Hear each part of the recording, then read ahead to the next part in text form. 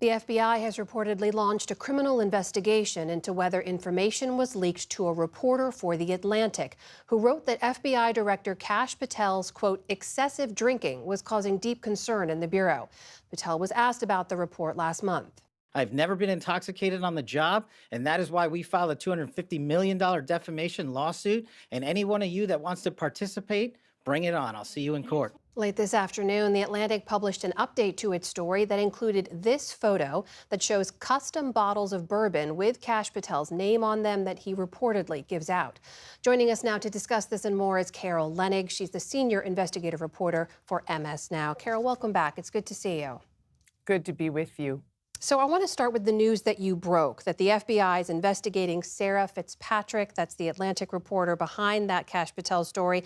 And I want to start by putting to you what the FBI assistant director had to say in a statement about your report. He said, this is completely false. No such investigation like this exists. The reporter you mentioned is not being investigated at all. Every time there's a publication of false claims by anonymous sources that gets called out, the media plays the victim via investigations that do not exist. Carol, what's your response to that?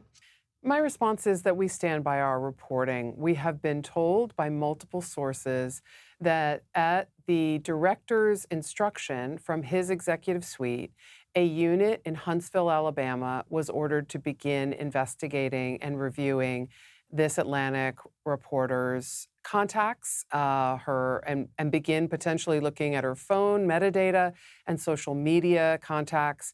Again, we don't know the status of what the FBI has obtained, but we know that they have been ordered to open this investigation. I want to emphasize something for viewers of your show who, probably don't deal with the Department of Justice and the FBI every day. When the FBI and the Department of Justice open an investigation, it's based on typically a predicate that they have reasonable belief that a crime has occurred. And in this case, the FBI agents are raising concerns about whether or not any such predicate exists to open this investigation. Typically, when there's an investigation of a leak, it's criminal because classified information has been released. And there's a big question mark here about what potentially is classified. And there's a big question mark as well about why the FBI has to start with a reporter when usually that is the sort of step of last resort.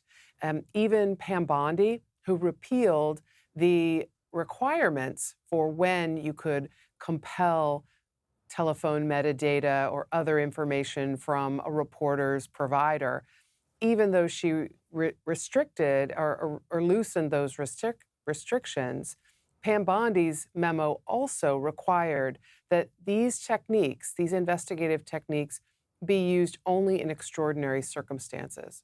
Carol, just to underscore your point, Jeffrey Goldberg, the editor-in-chief of The Atlantic, issued a statement this morning in response to your report saying in part this. He said, if confirmed to be true, an FBI criminal leak investigation targeting our reporter would represent an outrageous attack on the free press and the First Amendment itself. We will defend The Atlantic and its staff vigorously. But Carol, while I have you, I want to ask you about another topic of news that broke this morning. That's the FBI raiding the offices of Virginia State Senate Leader Louise Lucas. She's a Democrat. What more do we know about that? This is a case, as it happens, I have been watching for a long time to see when it matured, let's say.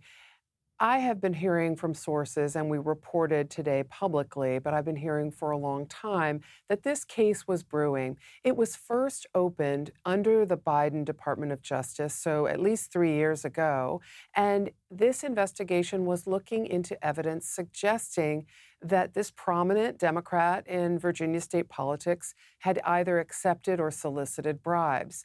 I don't know the details of what she's alleged to have taken, but I know that that was the basis for the investigation. Another key thing to share with your viewers is that my sources have told me for many, many weeks now that former acting U.S. Attorney Lindsay Halligan, a close Trump ally, had put on intense pressure on prosecutors in the Eastern District of Virginia when she was running that office to bring charges against Lucas.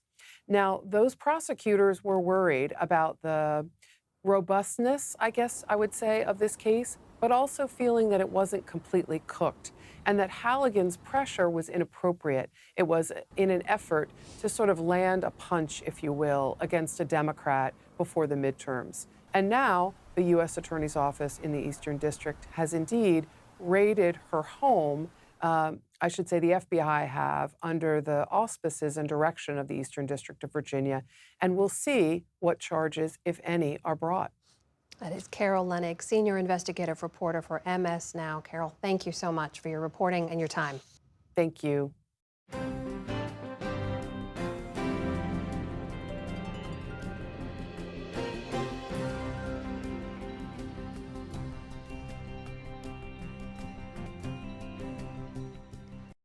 Support journalism you trust. Support PBS News. Donate now, or even better, start a monthly contribution today.